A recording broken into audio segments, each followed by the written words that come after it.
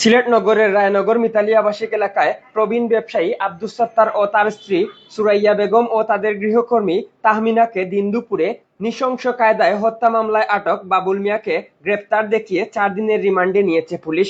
রোববার 16 আগস্ট বাবুল মিয়াকে গ্রেপ্তার দেখিয়ে আদালতে হাজিরের পর পুলিশ 10 দিনের রিমান্ড আবেদন করে।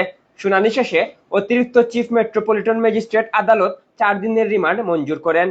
তবে হত্যাকাণ্ডের কারণ নিয়ে নিহতের পরিবারের অভিযোগ ও পুলিশের বক্তব্যে রয়েছে ভিন্নতা।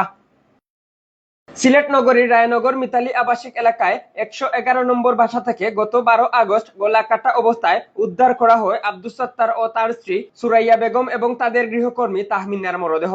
এ ঘটনায় তাহমিনার কথিত প্রেমিক বাবুল মিয়াকে গ্রেপ্তার করে পুলিশ। পুলিশের দাবি, গৃহকর্মী তাহমিনার সঙ্গে প্রেম গঠিত বিরোধের জেরেই 3 জনকে হত্যা করে বাবুল। তবে নিহত দম্পতির পরিবারের দাবি, জমি সংক্রান্ত বিরোধের জেরে পূর্ব পরিকল্পিতভাবে ভাড়াটে খুনি দিয়ে এ হত্যাকাণ্ড ঘটানো হয়েছে। এ ঘটনায় সিলেট জজ কোর্টের এক আইনজীবীর বিরুদ্ধে হুমকির অভিযোগও রয়েছে। পুলিশ বলছে, পরিবারের অভিযোগ সহ সব দিক বিবেচনায় নিয়ে তদন্ত করা হচ্ছে। রিমান্ডে জিজ্ঞাসাবাদে হত্যাকাণ্ডের প্রকৃত রহস্য বেরিয়ে আসবে বলেও আশা করছে পুলিশ। এম কে তুহিন, আধুনিক কাগজ।